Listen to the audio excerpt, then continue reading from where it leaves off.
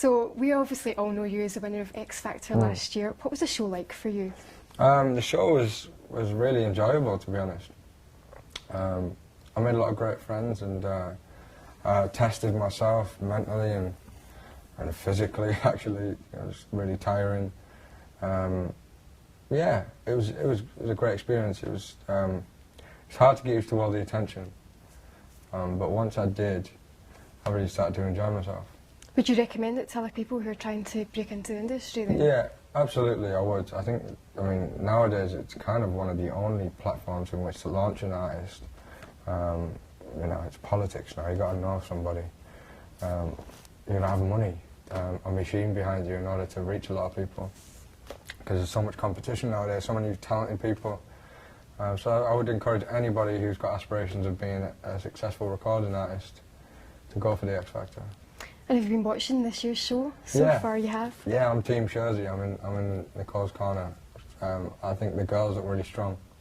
So yeah, I'm watching for that reason. Any particular favourites so far? Yeah, I like Hannah. I like Hannah a lot. She's got proper soul.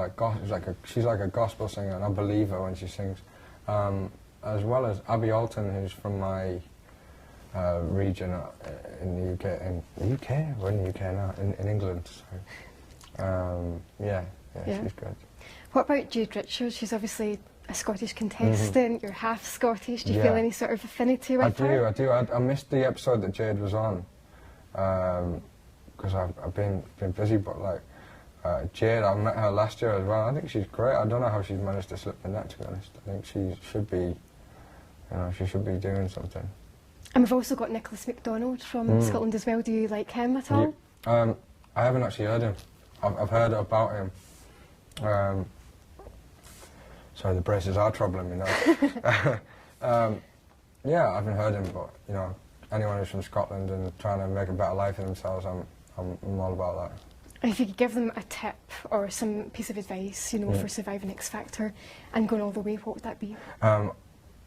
The piece of advice I would give is there's going to be a lot of people giving their opinion on you and judging you, so you have to take on board a couple of opinions and then throw a couple of them away.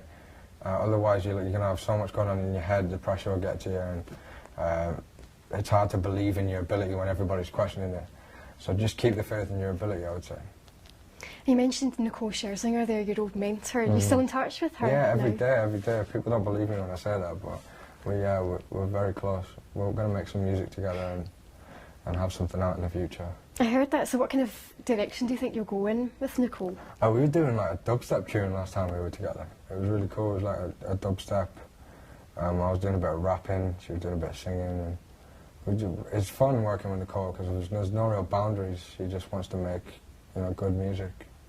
Would you say she's one of the best mentors to have on X Factor? She's the best mentor. I mean, Mrs. O looks pretty good. And obviously Gary's got great opinions, but Scherzi just knows her stuff. And what about Simon Cowell? Have you heard anything from him since the show finished? Yeah, I have. Yeah, he's been overlooking some of the songs that have made it onto the album, and he commented on my voice. I think he was surprised at what I could do with my voice.